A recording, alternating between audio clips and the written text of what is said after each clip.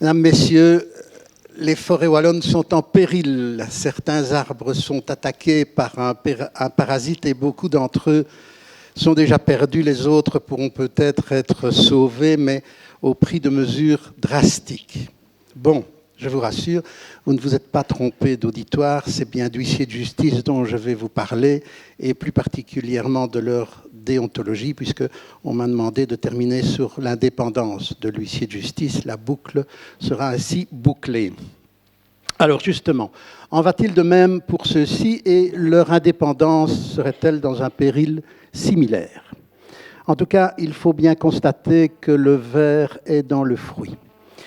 Un ver produit par notre propre système et qui menace notre survie dans la mesure où il s'attaque à l'ADN de notre existence professionnelle, au fondement même de notre qualité d'officier public et qui, peu à peu, risque bien de nous faire perdre de notre impartialité.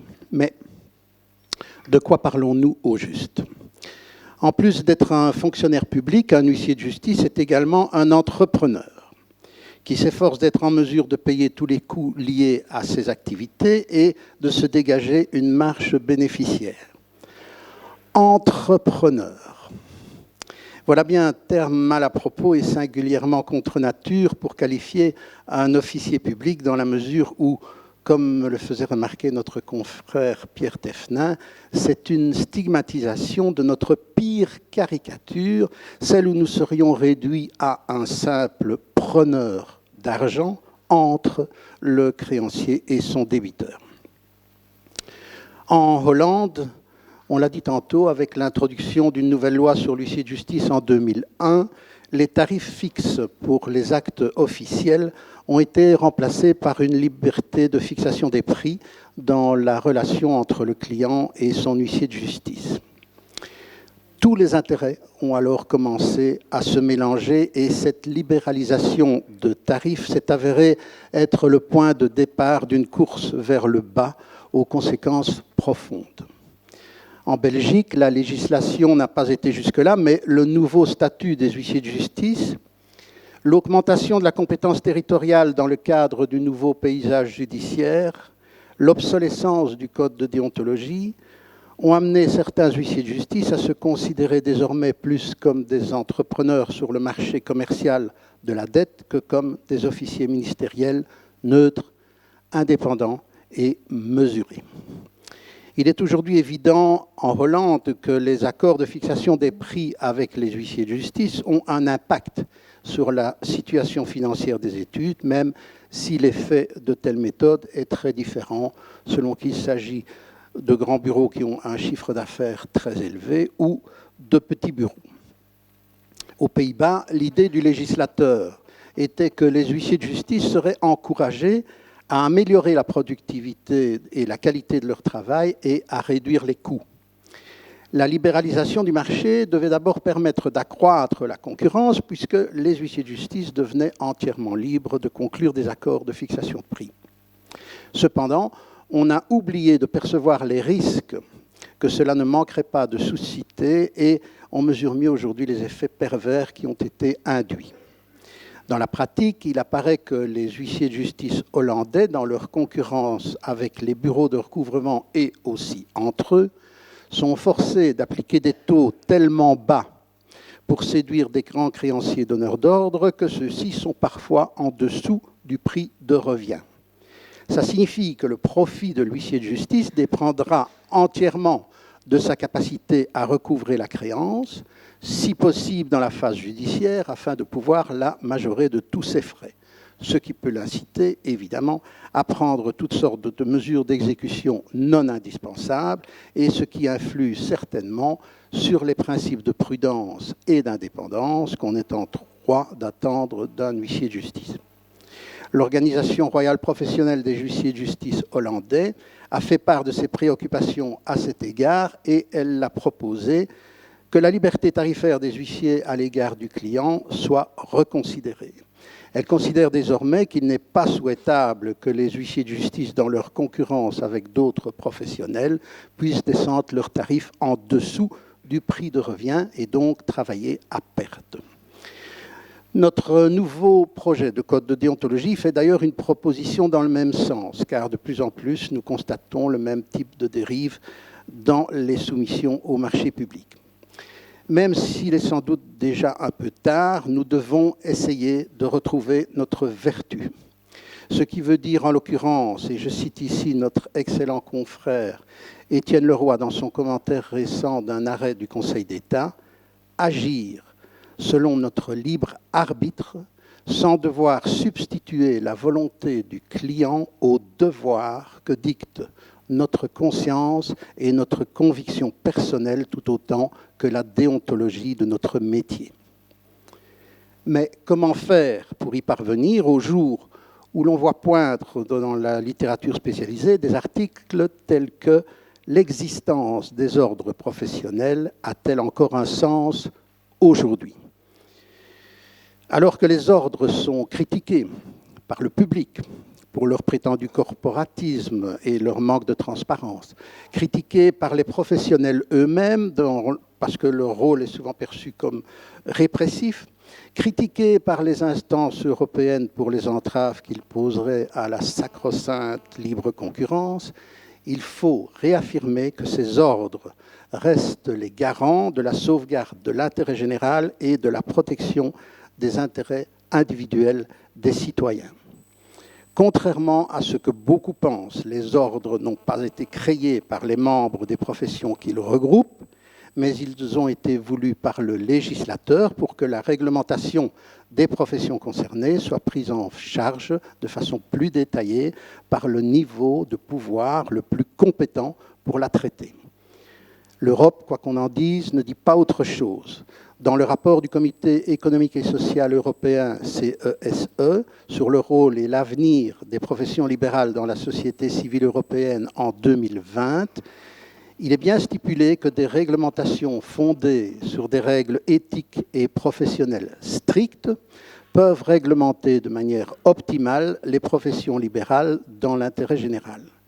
La déontologie est bien l'instrument le plus approprié pour prévenir les abus et la CESE recommande une telle réglementation interne contraignante basée sur des orientations concrètes et appuyée sur des principes éthiques clairement définis afin que l'exercice d'une profession libérale ne soit pas guidé par des objectifs purement économiques. C'est bien d'abord au niveau de notre Chambre nationale que nous devons régler le problème. Voilà la voie à suivre et nous devons avoir le courage de cadrer nous-mêmes notre avenir. J'insiste, c'est maintenant ou jamais. Les conditions actuelles constituent une menace pour cet avenir, tandis que le créancier court quant à lui un risque très limité puisqu'il en vient à pouvoir utiliser le pouvoir de l'État pratiquement gratuitement, ce qui peut évidemment fausser l'égalité des armes entre les parties. À partir de là, on ne s'étonnera plus que la confiance dans l'officier ministériel que nous sommes se soit effondrée et que des organisations de consommateurs telles que Testachat, par exemple, se défient de nous, obtiennent notre assujettissement au contrôle du SPF Économie, voire notre exclusion pure et simple de la sphère du recouvrement amiable, ou face à un blocage viscéral à toute demande de notre part visant à étendre le B2B à un B2C.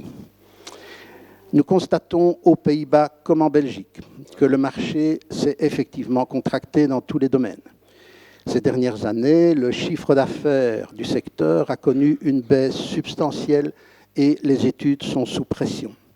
Les élans taxatoires et l'évolution du marché ont entraîné une augmentation des frais de justice et une diminution du nombre des procédures judiciaires.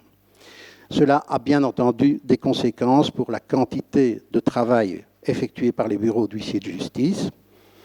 Et pour reprendre des parts de marché face à une concurrence de plus en plus féroce, les gros bureaux ont alors parié sur un très gros volume d'affaires et sur le marché du recouvrement amiable. Pour obtenir ces très gros marchés, certains n'ont pas hésité à user de tous les stratagèmes, y compris le no cure no pay ou le kickback, ce qui leur a permis de devenir de très grosses structures.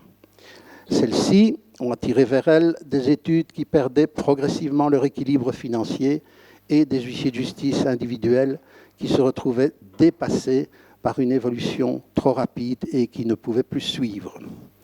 Ainsi devenues de plus en plus grosses, ces études ont profité de leur position dominante sur le marché pour étendre leurs activités en dehors de leur arrondissement judiciaire, qui était devenu trop petit pour leurs ambitions, malgré pourtant une réforme du paysage judiciaire qui leur octroyait une compétence territoriale quasi provinciale. Cette dernière réforme aura été l'élément déclencheur de la situation que nous déplorons aujourd'hui, et nous voyons maintenant ce que peut devenir la stratégie de certains huissiers de justice quand ils sont dirigés par des priorités affairistes, et comment la profession se retrouve presque malgré elle sur un chemin qui l'éloigne catégoriquement de sa substance originaire d'officier ministériel. Il est douloureux aujourd'hui de constater que cette politique a été orientée dans le sens d'une réforme qui sert principalement des intérêts hégémoniques pour un nombre restreint de membres, qui prétendront ensuite, avec des grands soupirs, qu'un tiers des huissiers de justice devrait certainement disparaître pour assainir la profession. Cet élitisme, la base, en paye aujourd'hui le prix, mais maintenant que le mal est fait, car il semble irréversible, nous ne pouvons qu'espérer un retour à un cercle vertueux dans lequel l'huissier de justice sera ramené vers son essence première, celle d'un officier ministériel. Mais est-ce bien ce que nous voulons ? Nous le verrons bientôt, puisque nous allons subir l'épreuve du vote en Assemblée générale sur un projet de nouveau code de déontologie qui, pour la première fois, a le courage de proposer des options plus strictes et nettement plus encadrantes. La société nous regarde et elle nous jugera sur ce courage que nous aurons ou non de nous prendre nous-mêmes en main. Danger cependant, parce que dans la dérive du contexte actuel, des clients qui disposent d'un grand volume de contentieux ont évidemment été séduits par cette vision hyper-capitaliste du marché. Et ils ont commencé à imposer des accords de prix différents. Dieu sait s'il existe un grand nombre de possibilités tordues dans ce domaine. No cure no pay, contrat de performance ou de garantie, commission de retour ou commission de recouvrement, suivant laquelle le client reçoit une remise sur un chiffre d'affaires réalisé ou même convenu au préalable. La commission de retour ou kickback est bien entendu occulte, puisque dans ce cas, l'huissier est amené à rembourser au client non seulement les créances recouvrées, mais un certain pourcentage de ses honoraires sur les actes.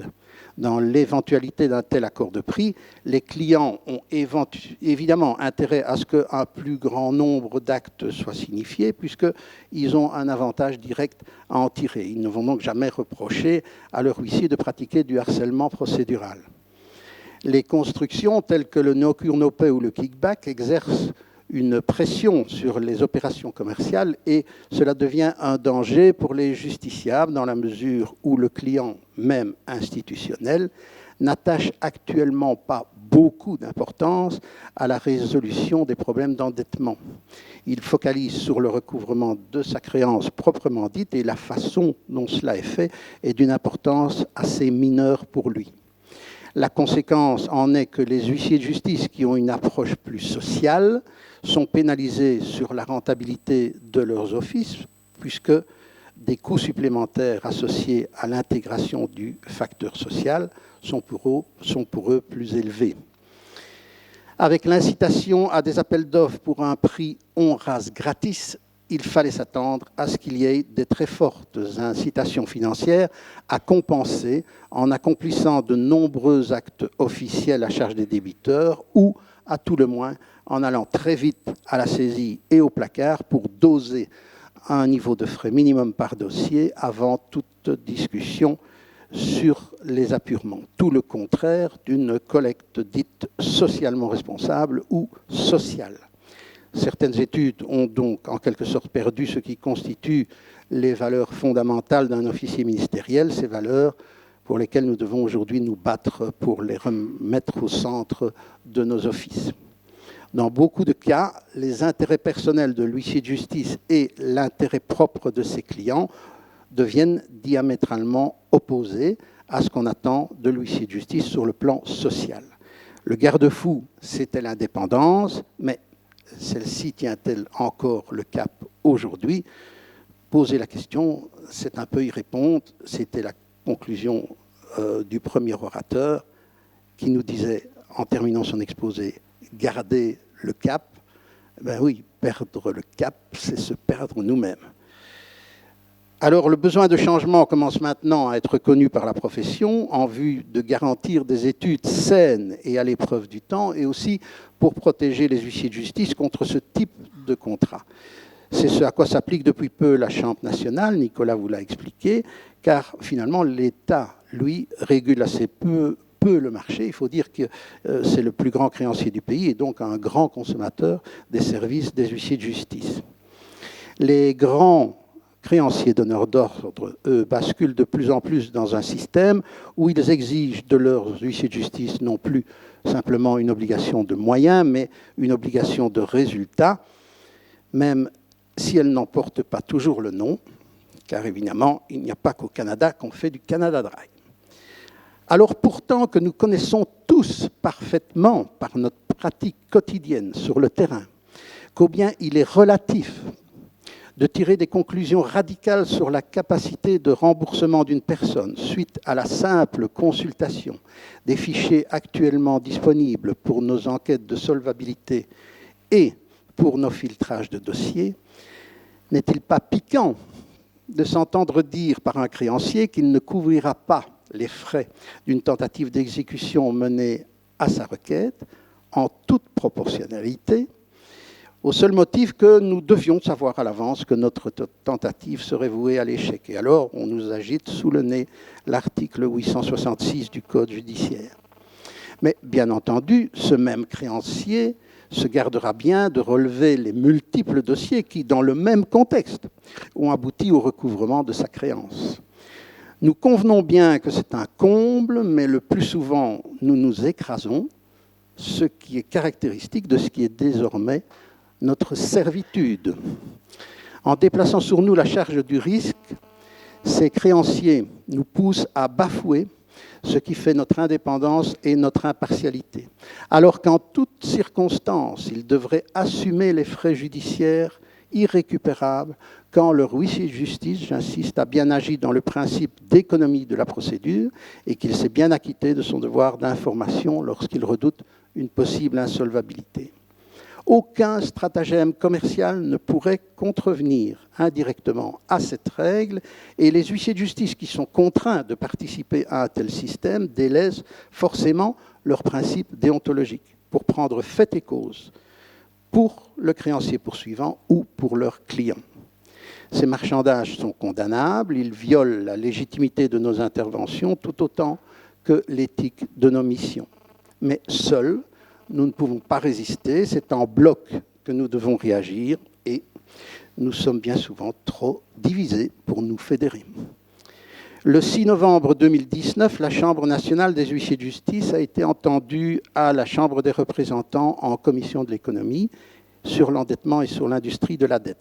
Devant les parlementaires, le président Marijns a souligné que la pression exercée sur les huissiers de justice pour que ceux-ci remplissent leur une obligation de résultat dans leur recouvrement, cette pression ne cessait de croître, ce qui incitait certains à recourir à des méthodes illicites.